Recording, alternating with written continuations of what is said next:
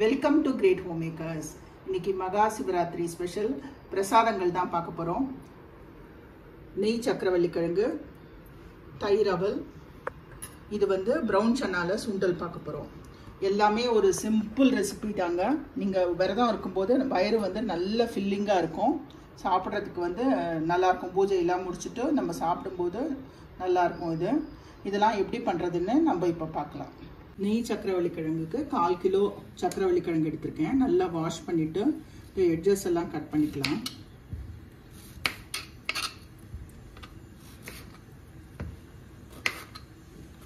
இதை இந்த மாதிரி கட் பண்ணி நம்ம ஆவியில் வேக வைக்க போகிறோம். ஒரு 10 நிமிஷம் நல்லா ஸ்டீம் ஆகும். 1 கப் வெல்லம் எடுத்திருக்கேன். கொஞ்சமாக தண்ணி விட்டு வெல்லத்தை முதல்ல உருக்கிக்கலாம். மெல்ட்டான வெல்லத்தை வடிகட்டி அதே வானலியில் விட்டுருக்கேன். இது கொஞ்சம் சேர்ந்து கொதிக்கட்டும். சக்கரவள்ளி கிழங்கு நல்லா வெந்தாச்சு. நம்ம இந்த ஸ்கின்னை ரிமூவ் பண்ணிடலாம்.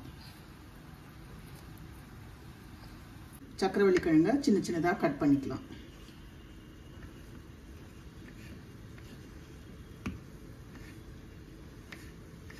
கொதிக்கிற பாகில் துருவின ஃப்ரெஷ் தேங்காய் ஒரு 2 டீஸ்பூன் தேங்காய் ஆட் பண்ணிக்கலாம்.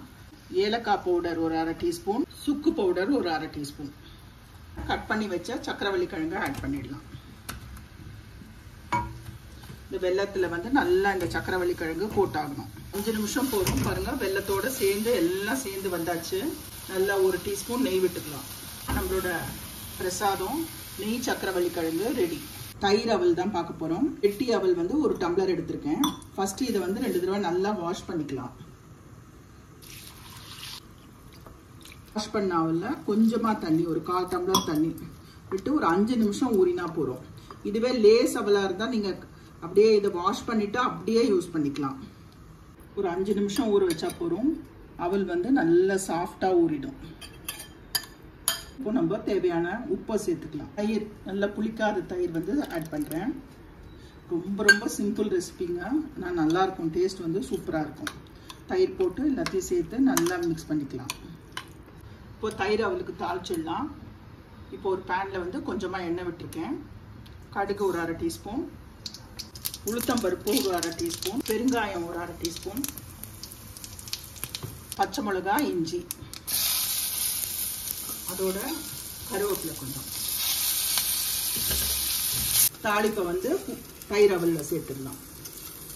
எல்லாத்தையும் சேர்த்து நல்லா மிக்ஸ் பண்ணிக்கலாம். மேலாக கொஞ்சம் கொத்தமல்லி. ஒரு சிம்பிளான தயிர் அவல் பிரசாதம் ரெடி. நெக்ஸ்ட் கருப்பு கொண்ட கடலை சுண்டல் பார்க்கலாம். இதை ராத்திரியே ஒரு 6 ஹவர்ஸ் நல்லா ஊறணுங்க. 1 கப் கடலையை நான் ஓவர் நைட் சோக் பண்ணி எடுத்து வச்சுருக்கேன். ஊற வச்ச தண்ணியை எடுத்துடணும். குக்கரில் ஊற வச்ச கடலையை ஆட் பண்ணிக்கலாம். வேணுங்கிற அளவு தண்ணி விட்டுக்கலாம். கொஞ்சமாக உப்பு சேர்த்துக்கலாம். மூடி ஒரு 5-6 சவுண்டு வரட்டும். நல்லா வேகணும். கடலை நல்லா சூப்பராக வெந்தாச்சு. சுண்டலுக்கு தாளிப்பு கொடுத்துடலாம். அடுப்பில் 1 டீஸ்பூன் ஆயில் விட்டுருக்கேன். ஆயில் சூடானோன்னா கடுகு ஒரு 1/2 டீஸ்பூன், உளுத்தம் பருப்பு ஒரு 1/2 டீஸ்பூன், ஒரே ஒரு ரெட் சில்லி கட் பண்ணி போட்டுக்கிறேன், பெருங்காயம் ஒரு 1/2 டீஸ்பூன், கருவேப்பிலை, இஞ்சி கொஞ்சம் போட்டுக்கலாம். வேக வச்ச சன்னாவை ஆட் பண்ணலாம். ஃப்ரெஷ்ஷாக துருவின தேங்காய், கடைசியாக பொடியாக நறுக்கின கொத்தமல்லி, 1 டீஸ்பூன் நெய். நம்மளோட கருப்பு கொண்ட கடலை சுண்டல் ரெடி. கண்டிப்பாக இந்த வீடியோ உங்களுக்கு பிடிச்சிருக்கும்னு நினைக்கிறேன். சிவராத்திரிக்கு எல்லாம் ட்ரை பண்ணி பார்த்துட்டு உங்கள் கமெண்ட்ஸை சொல்லுங்கள். Like, share, subscribe to this channel. Thank you.